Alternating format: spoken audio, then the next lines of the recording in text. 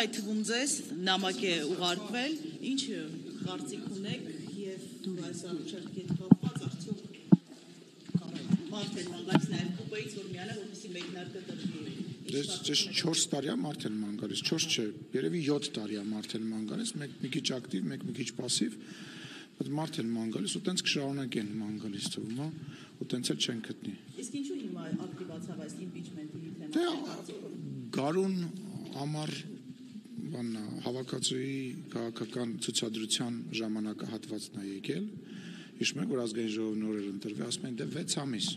6 ամիս հետո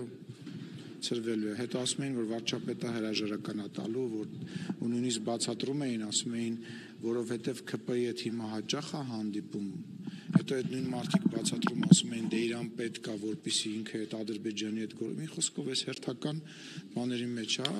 բայց խնդիրը կայանում է նրանում, որ իշխանությունը այնքան բաց է ու այնքան հաճախ է ամեն ինչ բացատրում եւ խոսում, որ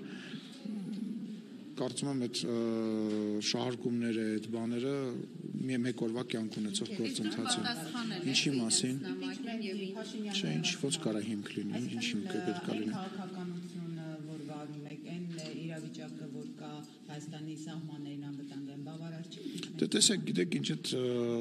ինչ որ մեկից հանկության կարծիքի վրա հիմնված բան չի կարող լինել, հա։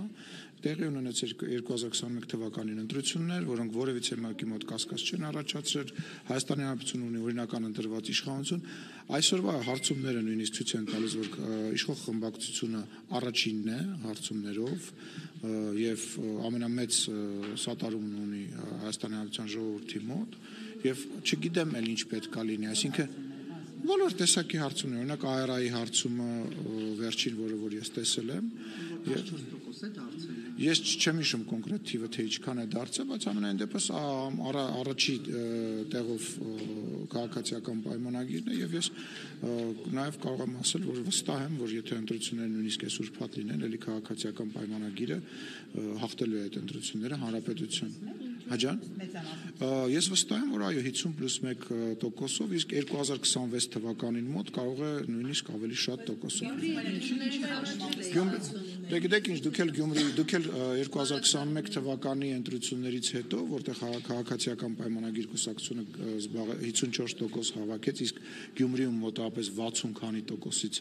ավել, ընդամենը 2 ամիս հետո Գյումրիում 20% արդյունք գրանցեց, եւ ես խնդրում եմ եւ հորդորում եմ եւ խորհուրդ եմ տալիս համապետական ընտրությունները եւ տեղային ընտրությունները որևիցե ձևով չհամեմատել եւ դա որպես չափանիշ չվերցնել Հայաստանի Հանրապետության Գյումրիի ընտրությունը չի կարող համապետական լույսինը ուրեմն դե ես դրա օրինակը բերեցի խնդրում եմ մի ընդհատիր էլի ինձ ես ամեն ինչի պատասխանում եմ ընդհատելը որևիցե օգուտ չի տալու ընդհատում ես խնդրում եմ որևիցե քաղաքականացված ես ինչ է Գյումրիին հենց ամենահետաքրքիրն էր որ Գյումրիի ընտրությունները ընդհակառակը փողոցների ասֆալտապատման տնակներում ապրող մարդկանց եւ Գյումրիի տեղական խնդիրների մասին ընտրությունները որտեղ քաղաքացիական պայմանագիր խմբակցությունը հավաքեց գրեթե կրկնակի ավելի շատ ձայն քան 2 տարի առաջ, 3 տարի առաջ տեղի ունեցած ընտրությունների ժամանակ եւ զբաղեցրեց առաջին տեղը։ Այսինքն, եթե նույնիսկ ձեր տրամաբանությամբ մենք նայում ենք, իմ ասածը նույնպես տեղավորվում է գնահատականների մեջ։ Եղել կրկնակի ավել, պարոն Սիմոնյան, դրանում։ Դա լավ, այսինքն մեր ընտրողները գնացել են եւ քվեարկել են մեզ, ինչը օրինակ միգուցե կարծել են, որ առանց էլ մենք կընտրվենք, չեն արել, ենթադրենք 2-3 տարի առաջ։ Ես հասկանում եմ, անգլերեն մի հատ այնց արտահայտություն կա wishful thinking, ցանկալի բան մտածելակերպ, ես ցանկանում եմ, որ հաշվի առնելով, որ ես գտնվում եմ բացառապես ընդդիմադիր լրատվամիջոցների միկրոֆոնների ներքո, որ ես այդպես ցանկալի տարբերակային, որ Հայաստանի Հանրապետությունը ներողություն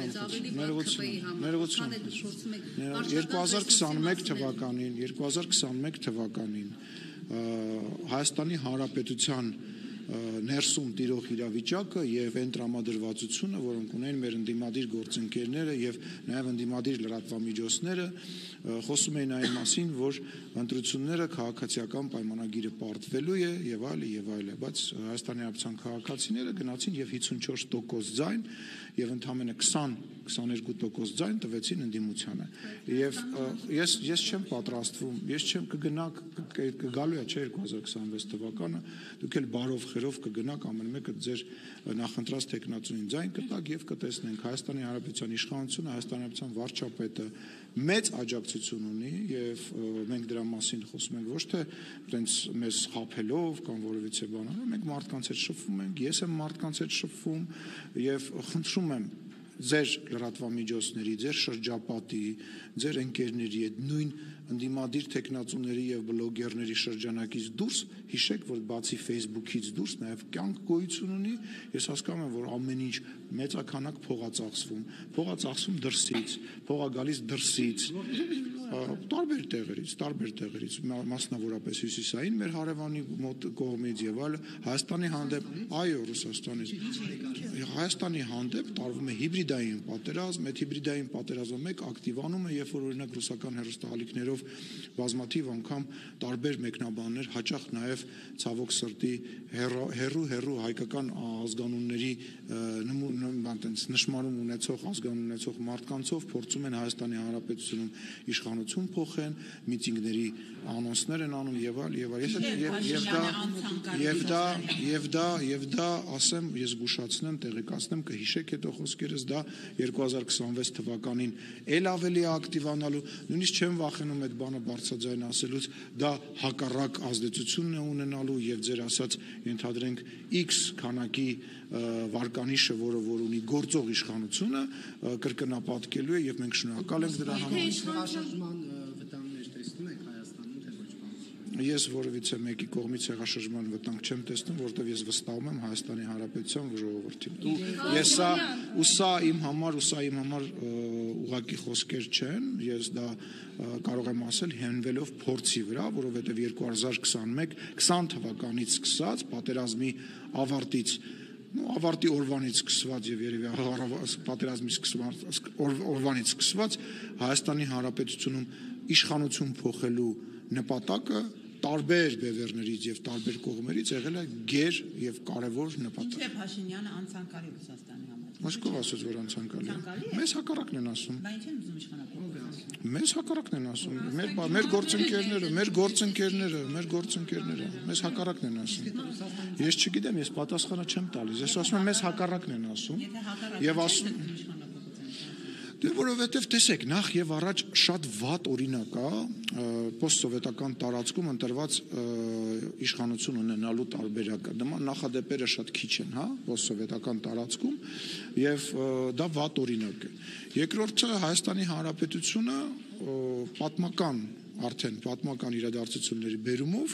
իր պետականության եւ իր անկախության աստիճանը բարձրացնելու ուղղությամբ հստակ քայլեր է անում եւ այդ բարձրացումը բնական է ոչ բոլորին է դուր գալիս, որտեղ Հայաստանը պետք է լինի միշտ կախված,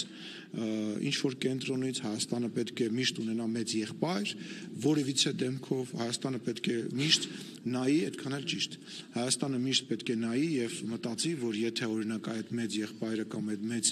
գերտերությունը չլինի, Հայաստանին կուտեն, կուլ կտան եւ Հայաստանը օտար է իր տարածաշրջանում եւ միայն իր գոյությամբ պարտական է այդ բանին։ Եվ այդ իրողությունը այսօր վերանում է, փառք Աստծո մեր ժողովուրդը ականջալուր է լինում այն ամենին, ինչ որ մենք բացաձայն ասում ենք եւ ինքն էլ մեզից լավ հաճախ գիտի դրա մասին եւ դա հաճելի տարբերակ չի, որովհետեւ կառավարելի չի այդքան Հայաստանը, ինչքան նախկինում։